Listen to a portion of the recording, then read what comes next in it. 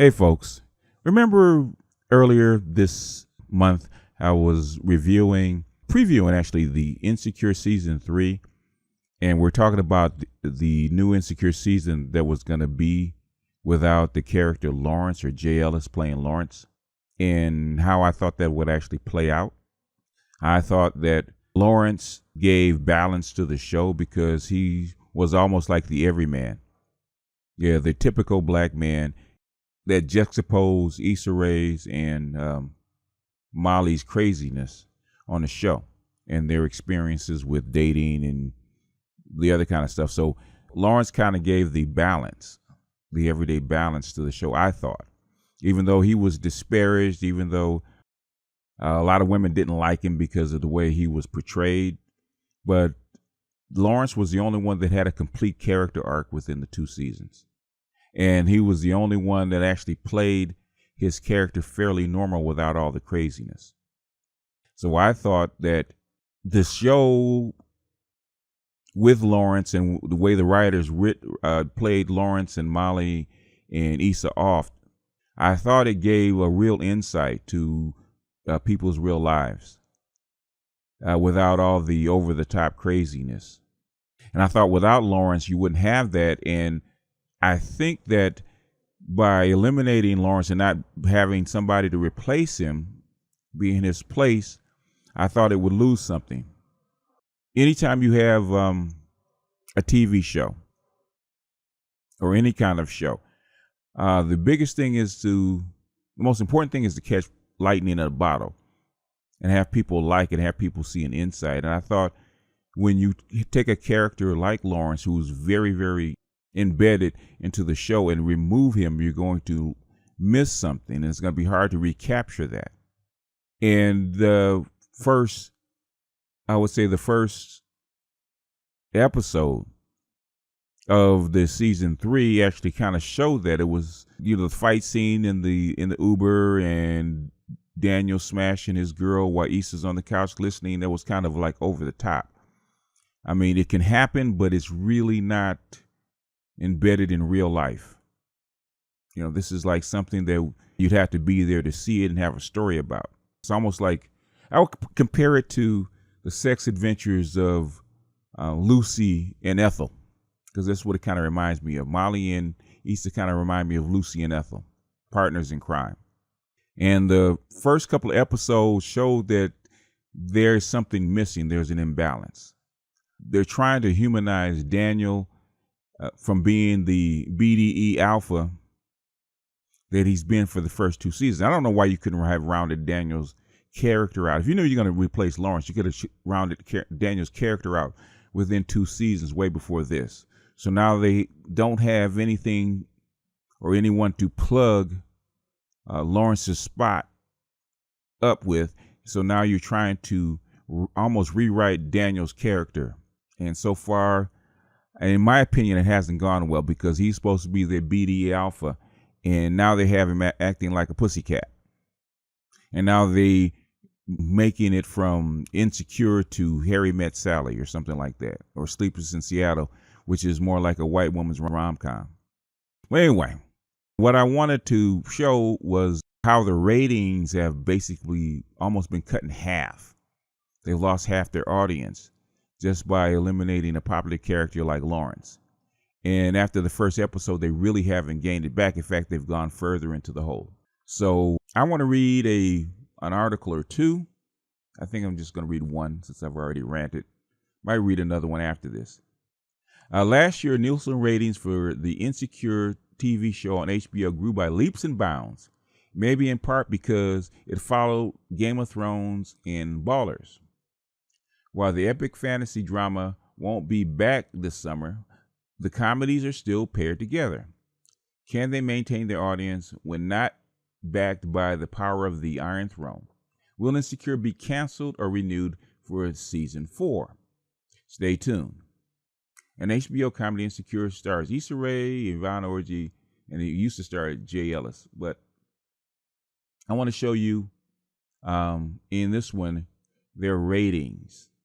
And you can see just the opening, they lost 43% of the audience. The demographic changed. 43% of the audience.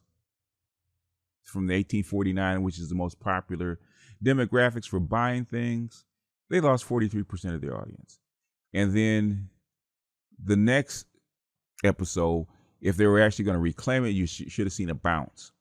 For 6% of the audience that saw the first half, the first episode, they didn't come back for a second episode. So in other words, if you look at the bottom, they've lost 47% of their audience in the first 2 episodes from last year. That is the Lawrence effect. Here's another brief article on the ratings of Insecure Season 3. Insecure Season 3 opens to lukewarm ratings.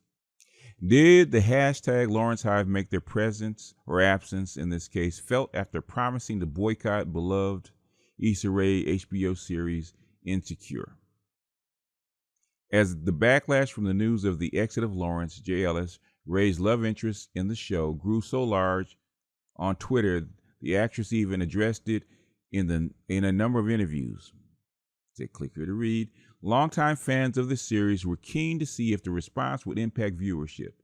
And while the furor over his departure cannot be pinpointed as the sole blame, Insecure Season 3, which premiered on August 12th, did open to figures lower than anticipated. That is an understatement. Considering the critical acclaim that continues to surround the series, expectations were certainly high given the cliffhanger that brought Season 2 to a close. Alas, its Sunday premiere drew in the rankings outside of the top 25 for the night. Insecure Season 3 premiere drew a notice 400,000 less viewers than its Season 2 premiere. Here's hoping the ongoing social media chatter about the hilarious show return will see numbers increase down the line. And there's the chart showing where they landed as far as their Season 3 premiere. I was hoping that maybe, just maybe, because it is a popular show and they do have insights onto female sexuality that most people don't get to see.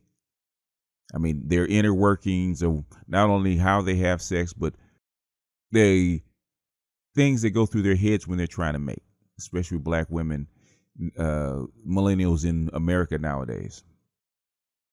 And I had hoped that the realness of the show, because the comedy, it wasn't really that funny of a show for the most part.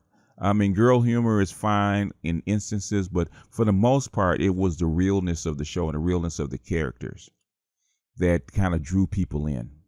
And a lot of people saw themselves in these characters on both sides.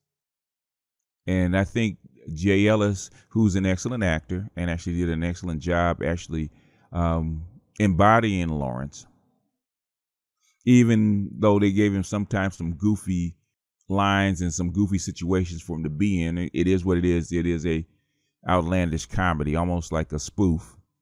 But even that, the realness of the show kind of shone through. And I think that's missing. I think because Lawrence is not there, the writers have to kind of make that up. And number two, they don't have an anchor that they used to have with Lawrence.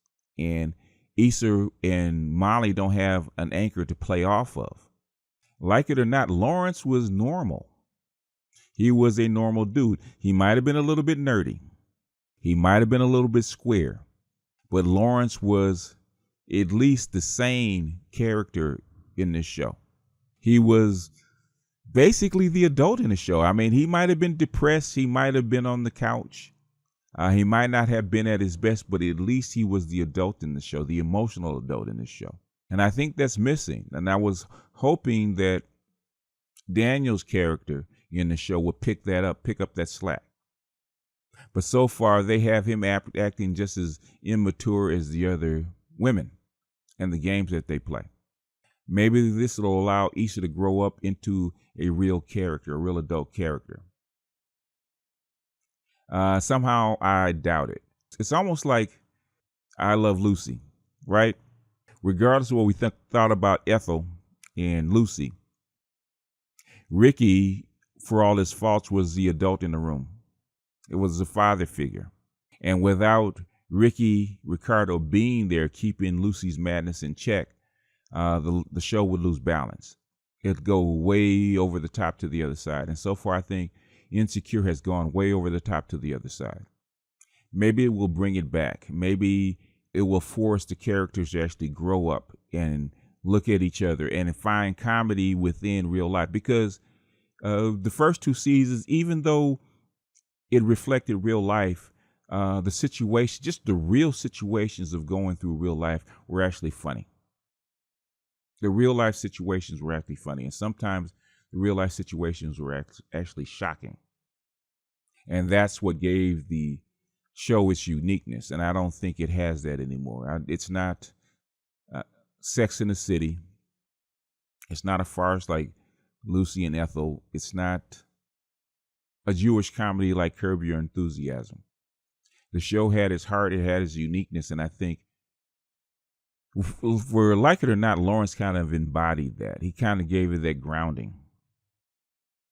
Because Lawrence being hurt, or Lawrence being disappointed, or Lawrence being jealous, and Issa trying to make up for that, all that stuff was actually embodied with this couple. We are actually invested in this couple because we looked at it and we can say, you know what, that's real.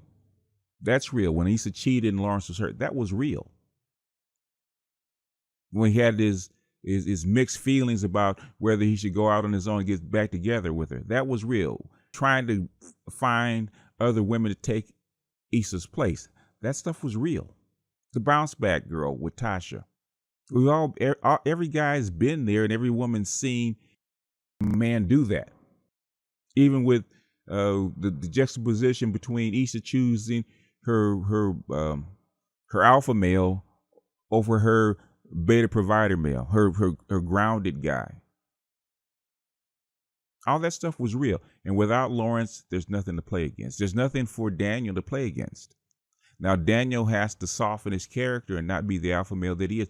Daniel should be a rogue male because that's the character they wrote for him in the first 2 seasons. And now he's supposed to be a pussycat, a house cat, domesticated.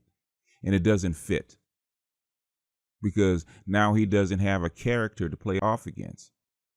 Even Molly and her craziness.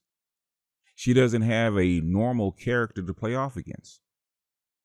That would be, if it were me, that's what I would write, about Molly's character. Her being involved with a good guy that's not as exciting, that's not as emotionally unattached, and play that opposition between the two, because that's where the conflict is. That's where the sexual tension and conflict actually comes from. But now it's not there. Now it's too far to the other side, in my opinion. Anyway, I hope they get it together. I hope the writing gets better as we go along, because it would be sad for a show that had so much promise to go down the tubes. It really would be. And that's the risk you take when you rewrite a character. Anyway, that's all I got for this one. Just a real quick note. In fact, it turned out not to be as quick as I thought. But this is BGS out, and I will see you guys on the next one.